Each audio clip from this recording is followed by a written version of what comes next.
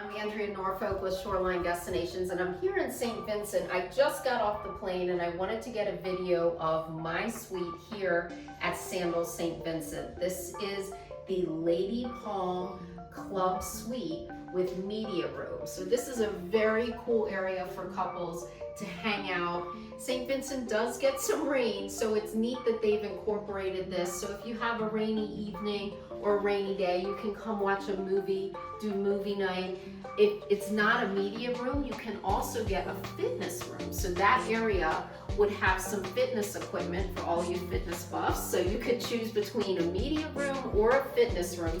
And come this way, you can see how big this suite really is. We've got this great hallway here leading into the bathroom, beautiful walk-in shower. This resort is only maybe a year old, maybe a little bit older than that, but very, very new, modern, fresh, as you can see.